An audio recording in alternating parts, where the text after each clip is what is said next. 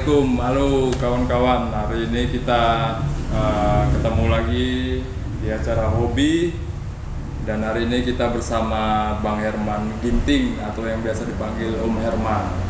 Halo Om, sehat Om? Halo, sehat, Ya. alhamdulillah. Hari ini kita bicara tentang Apa itu? hobi fotografi nih Om. Ya kan?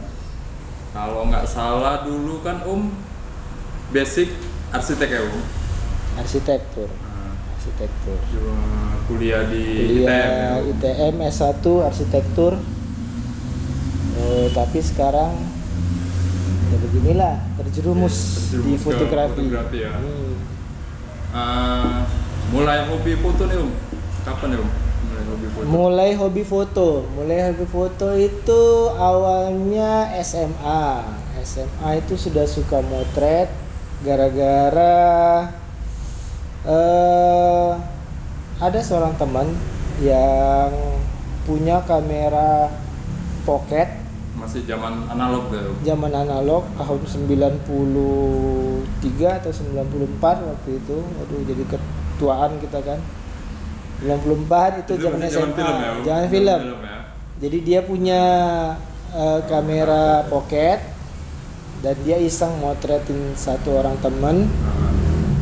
Dan hasilnya dicetak sama dia, ditunjukin sama teman yang sama satu kelas. Dan waktu itu yang bikin saya tertarik itu blur-blurnya. Jadi kalau bahasa anak sekarang bokeh lah ya. bokeh kalau ya. istilahnya. Kalau dulu kan pahamnya itu blur-blur gitu kan. Jadi waktu itu ngelihat fotonya, terus agak-agak heran, ini kamera begini aja gitu kan, kamera film yang bukan kamera profesional tapi Semi otomatis lah kalau dibilang dulu. otomatis. Jadi ya. yang kotak petak gitu aja, jadi otomatis aja dia foto. Tapi memang ada zoomnya, lumayan agak canggih lah mungkin ya lensanya. Itu dia pakai. Itu yang pocket agak lumayan lah harganya. Mungkin pada saat waktu itu memang lumayan mungkin harganya.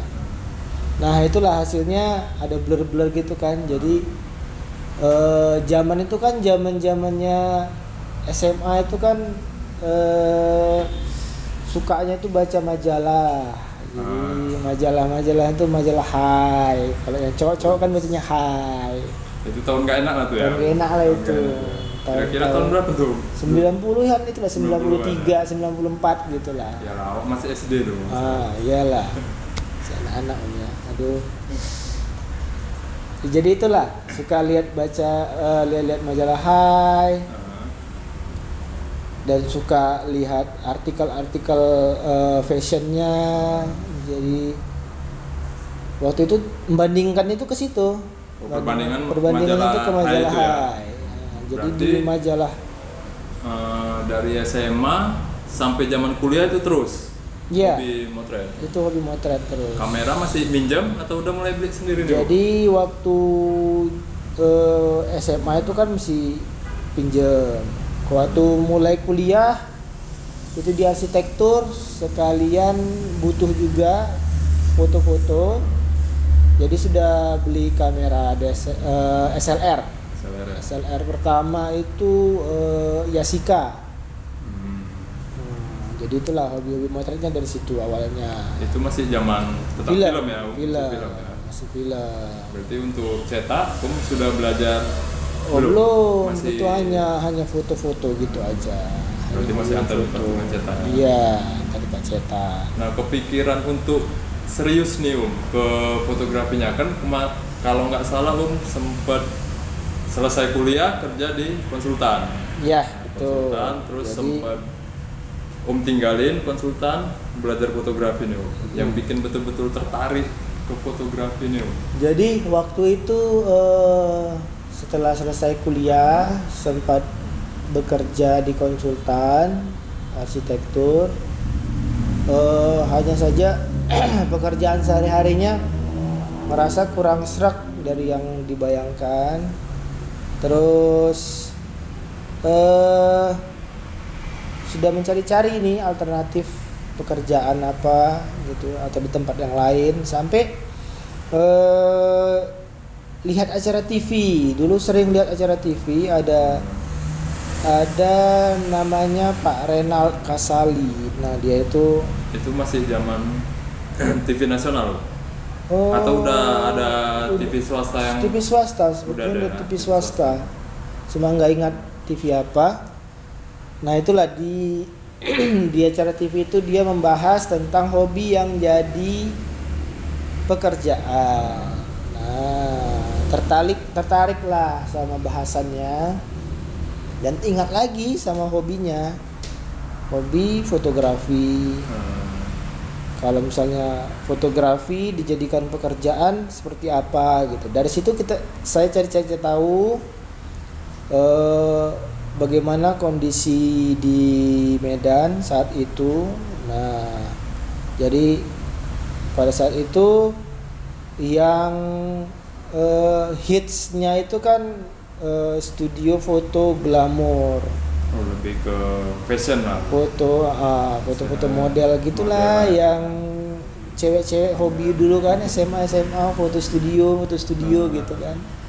Nah, itulah saya cari tahu, ya udahlah yang waktu itu ya tahulah ya yang di Padang Bulan itu kan. Itulah yang hitsnya. Salah satu yang ternama lah dulu di Medan. Jadi, waktu itu ya itulah yang menguasai pasar bisa dibilang. Mikir-mikir, wah kalau dia sendirian, wah kayaknya nggak mungkin juga tertampung semua, boleh nih dicobain. Artinya di situ membaca peluang ya? Peluang. Itu membaca peluang waktu itu. Kayaknya kalau dibikin seperti itu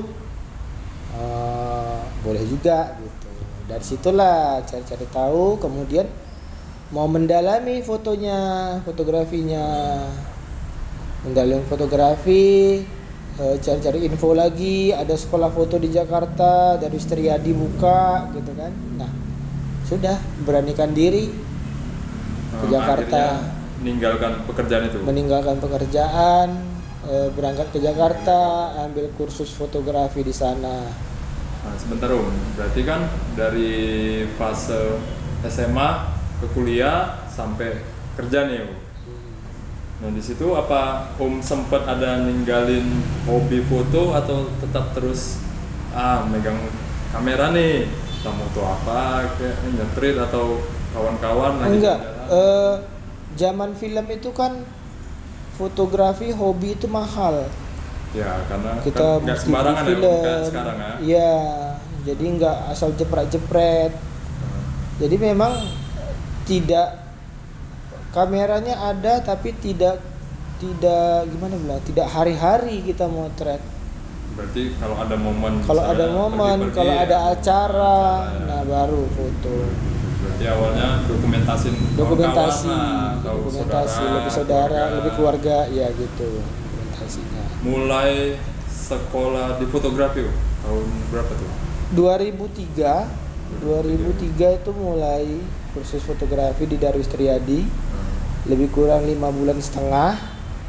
Akhir 2003 sudah balik ke Medan. Sudah selama di sana sudah belanja peralatan tuh semuanya. Untuk fight di Medan. Iya, untuk persiapan studio foto di Medan. Lampu-lampunya, kameranya, backgroundnya, aksesoris segala macamnya itu sudah di 2003 sudah masuk zaman digital. Nah, untungnya saya itu film. Untungnya saya itu 2003 itu adalah peralihan dari film ke digital. Kamera pertama waktu kursus di Darwis, saya tuh masih pakai kamera film yang Yashica tadi. Nah, tapi di pertengahan sudah beralih ke digital. Sudah masuk era digital. Sudah masuk era digital dan eranya sudah mulai bagus. Jadi kalau dulu Canon pertamanya itu, kalau saya nggak salah itu serinya itu 60D. 60D. Iya. 60D dan kemudian dia seri keduanya jadi salah. Kalau nggak salah itu seri pertamanya itu D60. Oh, D60. Seri keduanya itu 10D. 10D ya. Nah, Berarti jadi hampir saya sama sudah di merek kompetitor yang satu lagi tuh ya. Iya. D-nya di depan. Kalau Nah, sekarang kan Canon nih di belakang. di belakang. Nah, padahal Untuk awalnya merek. itu dia di depan. Dia di depan ya. Nah, Nah, nah. itulah. Jadi sudah beli kamera 10D atas rekomendasi juga dari pengajar di Darwis, karena waktu itu saya kan konsultasi. Saya bilang saya mau buka studio foto nih di Medan. Saya mau beli kamera medium format nih film. Terus dia bilang, buat apa kamu beli kamera medium format? Kalau memang mau bikin studio seperti yang kamu ceritakan, beli digital 10D katanya. Sudah bagus Pak, sudah. Saya pakai itu, dia bilang. Oh, artinya pada saat itu memang udah dikasih tahu nih, Iya. nah, mending pakai ini Iya. karena untuk ngikutin perkembangan ya. Iya, jadi dia bilang buat apa kamu pakai itu, nggak terpakai nanti, dia bilang. Dan itulah keuntungannya saya tidak sempat investasi di film, langsung ke digital. Digital, ya. Nah ini kan setelah selesai sekolah fotografi nih pulang ke Medan langsung buka studio. Nah ini kan biasanya kalau awal-awal nih kan orang nggak tahu nih siapa kita nih. Nah gimana dulu strateginya waktu supaya orang tahu oh bahwasanya kita fotografer. Terus kan kayak sekarang bergeraknya di wedding fotografi ya Nah, waktu masih zaman sekolah itu udah kepikiran mau ke wedding, sementara kan di fotografi ini banyak kan ada food fotografi, ada otomotif, street, human interest kan. Kepikiran weddingnya nih gimana nih cerita? Jadi ceritanya itu sewaktu masih di Jakarta, ada seorang saudara yang memang dari awal mau ke Jakarta itu berhubungan sama keluarganya gitu. Dan pada waktu itu dia mau menikah di Medan, tapi dia memang masih sekolah, selesai sekolah lah kalau nggak salah di sana. Jadi dia sempat ketemu dan cerita kalau dia mau foto pre-wedding. Pada waktu itu saya bilang ikutlah foto pre-wed. Itu sudah yang foto atau sudah ada fotografer yang lain. Berarti ikut. Jadi dia bilang saya mau foto pre-wed nih hari Minggu. Saya bilang saya boleh ikut. Dia bilang ayo, dia bilang gitu. Jadi ya udah dari situlah mulai pikir-pikir lumayan nih bisa dapat portfolio ya. gitu kan. Foto lah ke kota wisata, kemudian foto ke museum kota Hilah gitu kan. Itu berarti dari Medan berangkat ke Enggak, waktu itu masih di Jakarta. Waktu itu masih di Jakarta dan Iya, masih sekolah fotografi. masih sekolah fotografi. Itu di Jakarta, kebetulan lah, pas lah mungkin di situ momennya. Itu masih ada hubungan kerabat ya? Masih hubungan saudara pada waktu itu. Jadi saya cuma ikut-ikutan aja di belakang, fotografer di depan, saya ambil angle lain, foto. Fotografer di sini, saya ngambil samping, foto, gitu-gitulah.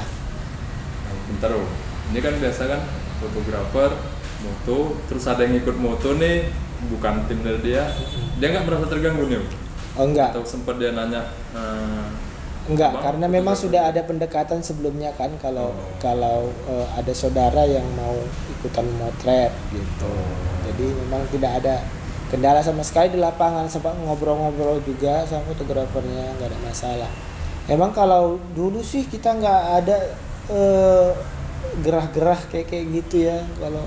Kalau sekarang mungkin sering kan, lah. seiring. Ya pintar-pintar kita lah. Memang sama-sama. Lagian sama-sama hobi di situ, jadi tidak ada masalah kendala apa-apa. Nah itulah jadi satu portfolio pre-wedding pada saat itu dicetakkan, dijadikan satu album, dipersiapkan buat ke Medan. Nah, berarti begitu pulang dari sana sudah punya portfolio sudah punya satu portfolio foto pre-wedding, satu album. Kemudian sampai di Medan Hanya selang beberapa waktu saudara tadi juga mau nikah di Medan ini tadi. Oh, berarti ada acara di Medan lah. Ada acara di Medan.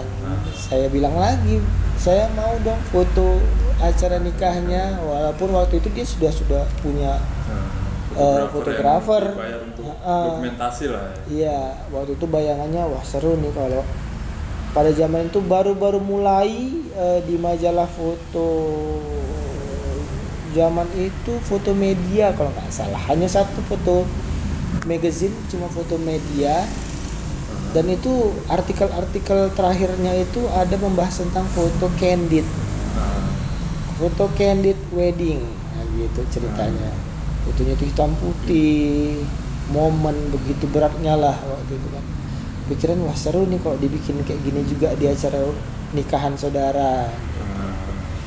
Ya sudah, saya di acara nikahan mulailah motret-motret, nyuri-nyuri angle segala macam, pinter-pinteran yang tidak punya pengalaman apa-apa di dunia wedding. Artinya cuma modal PD aja lah. Iya, PD, menerapkan ilmu. Jadi ya sebisa-bisanya lah apa yang kira-kira ada di bayangan kemarin yang dilihat di majalah dicoba dibikin gitu-gitu. Dan jadilah satu acara nikah, satu portfolio lagi, satu album. Sudah ada dua portfolio pada saat itu. Nah, kemudian selesai acara, kalau saya nggak salah minggu depannya dia saudara tadi itu mau resepsi. Nah, mau resepsi satu gedung, ya saya bisikkan lagi, boleh nggak kalau saya letakkan album prewedding dan album nikahannya di acara itu. Artinya itu strategi promosinya lah ya. Jadi pengenalan diri lah pada saat itu. Saudara bilang silahkan, boleh aja. Dan saya sudah tunjukkan nih albumnya, ini nih yang mau ditunjukin. Wah keren, bagus dia bilang. Udah taruh aja katanya. Sebentar Om, itu pada saat Om produksi nih, cetak nih kan fotonya. Dan kita tahu kan dulu kalau di tahun-tahun segitu belum ada yang namanya album press ya. Belum. Itu kan artinya masih album lama yang besar, mentempel satu-satu ya, cetak ukuran jadi 4R tuh ya. Waktu itu nyarinya kalau yang untuk di prewedding itu cari di Jakarta pada waktu itu kan. Jadi memang saya bukan cari yang tempel. Waktu itu pergi ke daerah Pasar Baru yang di Jakarta, pasti kalau kawasan fotografi jualannya dagangan segala macam itu di sana. Oh, berbagai macam butuh apa aja ada di situ tentang fotografi. Sana cari satu album, ada album tempel yang kertas pakai double tape. Kita memang usaha betul, nggak simpel sama sekali ngerjainnya, satu-satu kita tempel di double tape, tempel lagi ke albumnya, ditempel lagi dari depannya. Jadi kerja keras lah kalau untuk yang prewedding. Sampai di Medan waktu mau bikin satu album weddingnya, cari album yang sama seperti itu belum ada. Lumayan keliling, dapat di daerah sini ada satu album juga kertas dan harus double tape tapi tidak ada cover atasnya lagi. Jadi ya satu album kita harus double tape. Saya cetak ukuran postcard sama 7 inci. Nah, tempel satu-satu. Susun sendiri ya. Tempel sendiri, susun sendiri, rapi-rapin sendiri. Tapi ya memang berbeda sama yang sudah ada di pasaran pada umumnya dipakai gitu. Karena kan memang dulu kita dengar Om ini kan salah satu pelopor lah kalau dibilang kan untuk jenis album wedding yang lebih apa dibilangnya, yang dari yang lama berbeda packaging gitu. Itu memang pikirannya seperti itu. Saya mau bikin sesuatu yang berbeda packagingnya dari yang sudah ada di pasaran. Jadi supaya orang mengenal gitu. Nah, Ada itu nilai di jual sana sendiri ya? ada yang beda nih di sana seperti itu bayangannya. Gitu. Nah, dari portofolio itu terus berapa lama lagi tuh dapat Nah, yang benar-benar dapat klien dari luar? Itu kan biasanya prosesnya nggak bentar nih kan? iya.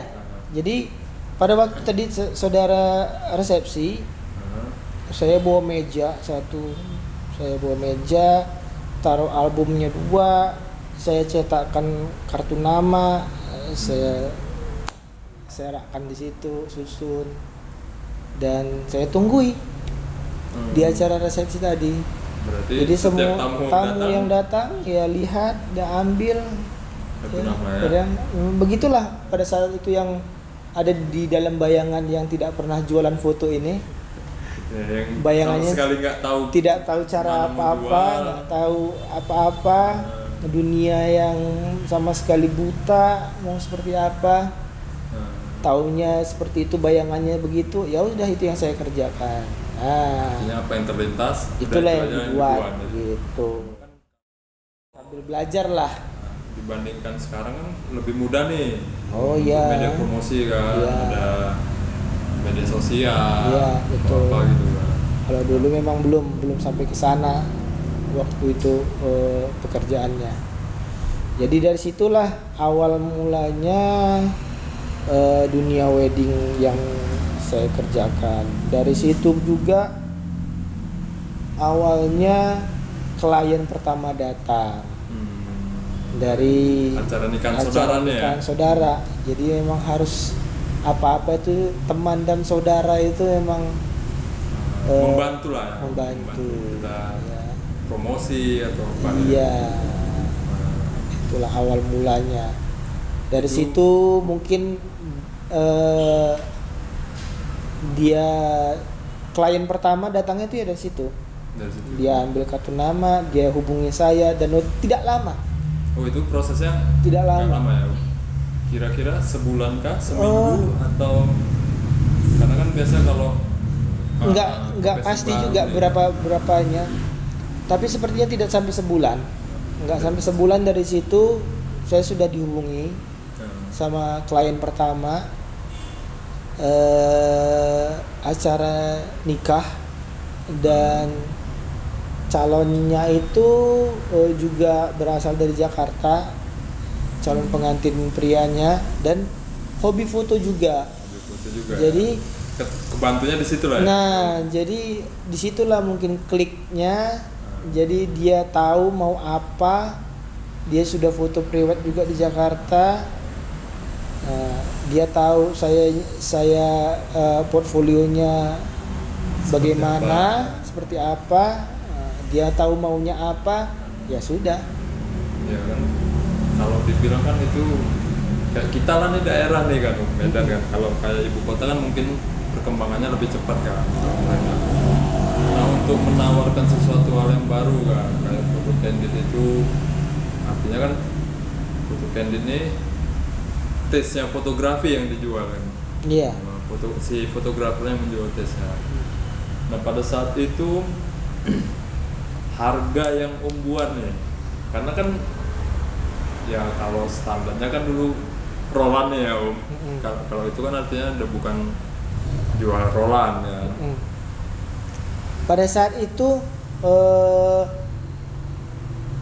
standar harga Kota Medan kalau untuk yang saya kerjakan foto candid ya tidak ada standarnya. Karena memang kalau ditanya siapa yang motret candid, ya memang dunia yang baru, belum hampir bisa dibilang belum ada yang mulai gitu. Saya di tempat cetakan juga cari-cari sendiri siapa fotografer Medan yang bikin yang motret candid. Kayaknya nggak ada, kayaknya mungkin sini bisa. Siapa yang fotografer Medan ngerjain prewedding? Nggak tahu Mas.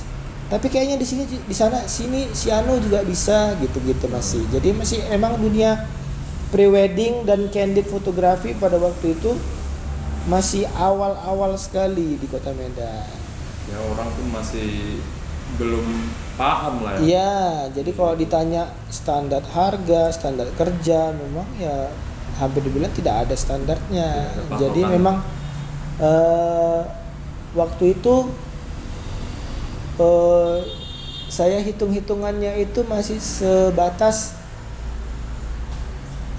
biaya produksi, dan dikalikan sekian, begitu-gitu aja lah. Artinya cari hitungan sederhananya lah. Cari yang sederhana aja, sudah dapat untung sekian, ya lumayan nih gitu. Bisa 3 kali biaya produksi, untungnya mungkin sudah bisa dibilang cukup lah ini, Cukup lah ya. nggak kemurahan dan tidak kemahalan untuk seorang fotografer pemula waktu itu. Artinya dari klien pertama yang benar-benar klien itu kan, karena dia di hobi fotografi juga, kita lebih enak nih kan. Nah setelah itu artinya kan kita harus nunjukin dulu nih portofolio kita. Nah untuk merubah mindset klien ini bang tentang foto wedding nih kan, kalau dulu kan, kalau di kita fotografer kan ada bahasanya foto aman. Nah kalau foto berdua itu harus seperti ini. Nah kalau sekarang kan udah kita bicara komposisi, framing kan, main di pencahayaan gitu. Nah gimana nih bang cara mengedukasikan klien nih, supaya mereka terima foto kita? Untuk sekarang ya sudah tidak sulit lagi kan. Jadi kalau untuk zaman sekarang kan sudah zamannya sosial media. Jadi pilihan sudah sangat banyak. Klien itu sudah bisa memilih sesuai dengan selera yang dia mau. Tidak bisa lagi kita bilang ini yang bagus, itu tidak, itu yang bagus, ini tidak, kan nggak seperti itu lagi. Jadi pilihan tuh sudah sangat banyak. Pada waktu dulu kan tidak seperti itu. Pada waktu itu ya kita masih edukasi, ini loh foto dokumentasi, ini loh foto gayanya saya, inilah foto pre-wedding, ini loh foto candid namanya gitu kan. Meskipun kalau kita patokan yang mana candid, yang mana dokumentasi, yaitu untuk saat sekarang sudah hampir tidak ada perbedaan lagi gitu. Hanya saja sama aja ya. hanya saja istilah itu masih dipakai untuk bahan jualan kan, seperti itu. Artinya antara foto dokumentasi dengan candid itu sebenarnya tidak ada batasan khusus sebetulnya kan. Jadi kalau untuk sekarang kan, kalau saya lagi sendiri tidak lagi membatasi. Saya nggak mau ngerjain dokumentasi, saya hanya candidnya aja, terkecuali permintaan itu datang dari konsumen. Ya abang nggak usah ngerjain, nggak usah motret dokumentasinya bang, abang candid aja, oke, fine, nggak ada masalah. Tapi kalau tidak ada permintaan khusus seperti itu, ya kita motret dengan gayanya kita pada waktu di saat butuh foto dokumentasi, foto bersama, ya kita ambil fotonya. Tapi kalau tidak, ya kita foto sesuai sama gayanya kita gitu. Artinya kita tetap ngikutin maunya si konsumen, kita sisipin dengan gayanya kita. Dengan gayanya kita, dengan caranya kita. Mulai berkembangnya nih Coklat Fotografi nih om, ya kan? Anda owner di Coklat Fotografi nih. Itu tahun berapa om?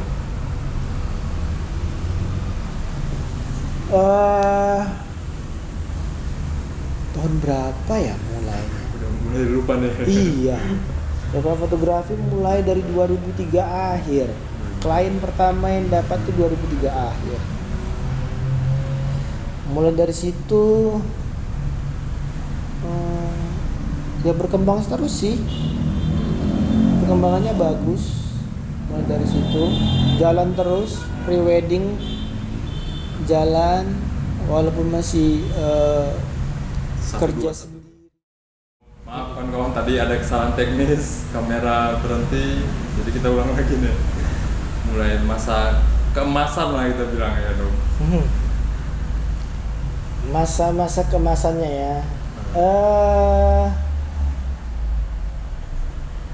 hampir seru terus sih, kalau saya nggak ada khusus gitu, tapi ya seru-seru terus.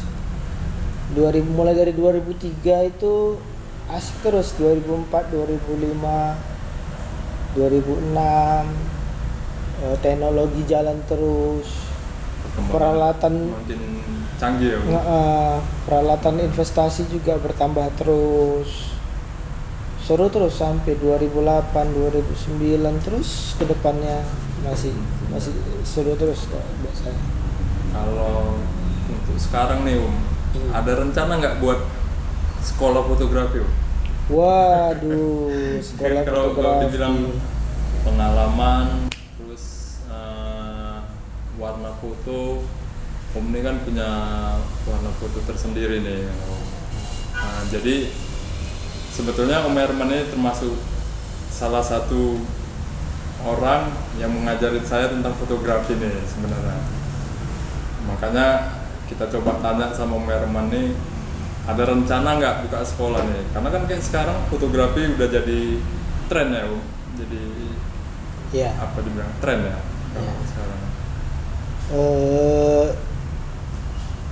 Sekolah fotografi sampai saat ini belum ada niat sama sekali.